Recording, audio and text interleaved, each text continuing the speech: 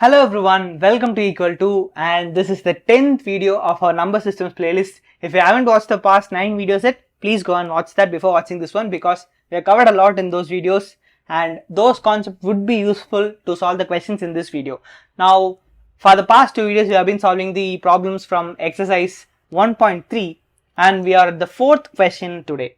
Okay, let me just read the question first, and in this video we are going to be solving two questions. Okay, the first one of that is the fourth question, which is express 0.999999 meaning it goes on forever, 0.99999 in the form of P divided by Q, and they are asking, are you surprised by the answer? Now for that we have to first solve this question and with your class teacher and classmates discuss why this answer makes sense. Okay, now 0.99999. So basically in the previous video as well, we have been solving a few questions with the same logic, and that is what we are going to do here as well. Okay, we are going to assume this as x. Let x is equal to 0.999999 ...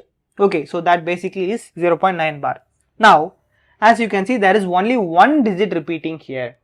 Okay, now in that case, what would you do? You are going to multiply this with 10 on both sides. So 10x is equal to 9.99999, right? So you can split and write the RHS as 9 plus 0.99999, right?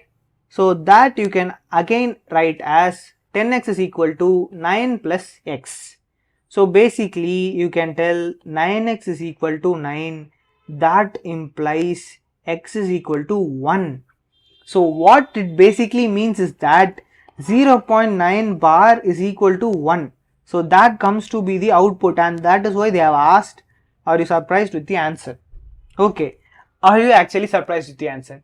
Now 0.99999 is basically almost 1, right? Let us just say we have 5 nines. Okay, after the decimal point we have 5 nines. So 0.99999. Okay, now how much would you add to this to make it 1? How much would you actually add? So 0.00001. So this would be the value that you are required to add with this number to get 1. Okay, now this is a very small number. How much is this actually? You have 4 zeros, right? So it's basically 1 divided by 10,000. It's a very small number, but we have just taken 5 nines, but we have infinite number of nines. So the value that you need to add with that to get a 1 is very negligible. So in that case you can tell that 0.9 bar is actually in fact very close to n, approximately equal to 1. Okay, and that is how this answer should make sense, right? I hope you understood this. The procedure is very same to the previous one. In the previous video as well, we have solved 3 subdivisions, right? The same procedure, but the answer wouldn't be much surprising to you, or in fact it wasn't that surprising for me. It's quite obvious for yourself, right? So it's very close to 1, so you can tell that it is in fact almost 1, right? So that is it for this question.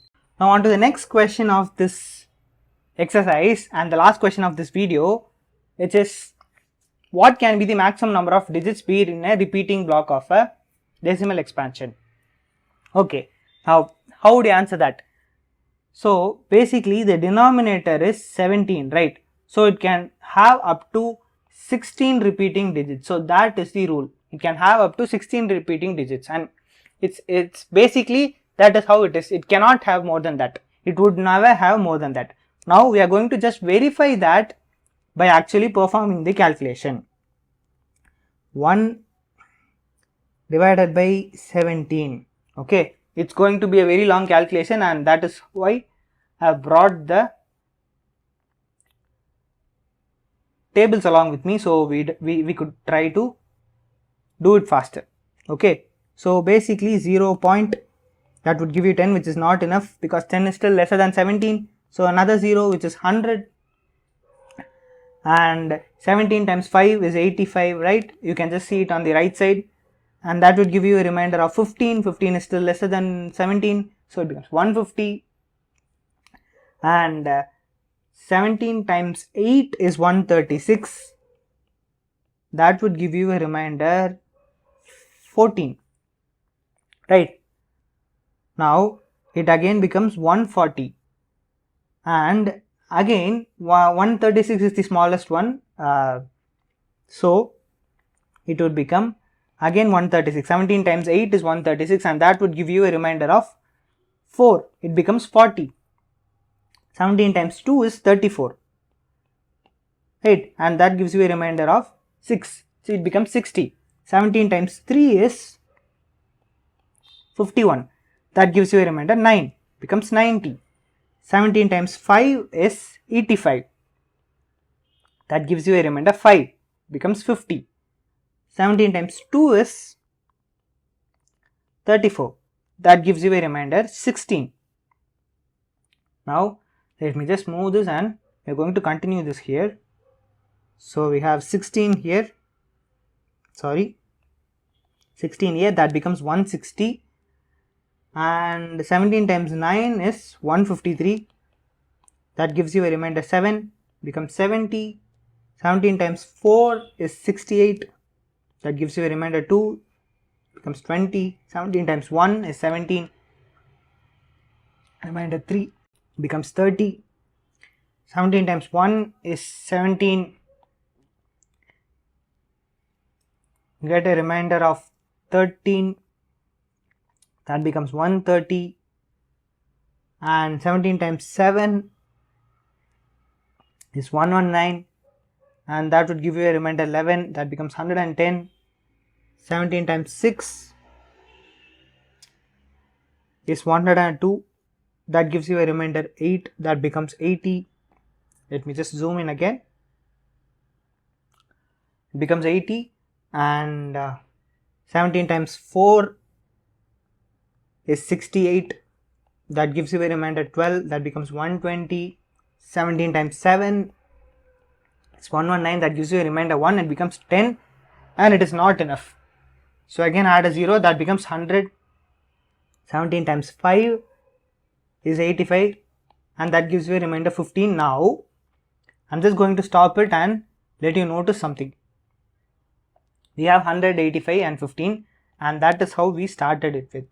Okay, now it has started repeating. Okay, so this portion, this entire portion is repeating. Now how many digits are here? That is what we are going to find out, right? Let me just count.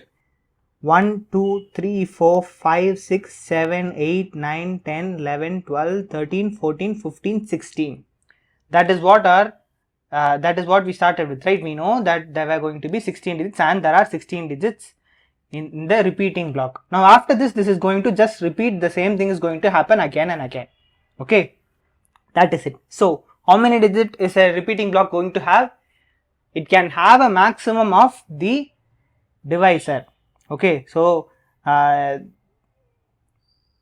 this is the dividend, this is the quotient is going to be repeating, and this is the divisor. So it can have 1 less than the value of divisor. Okay, if the denominator is 17, it can have up to 16 repeating digits. That is it, repeating digits in the repeating block. Okay, that is it. I hope you understood this. If you have any doubts, if you have any questions, please put them in the comments. I'll get back to you as soon as possible. Thank you so much for watching this one. See you in the next video. Bye for now.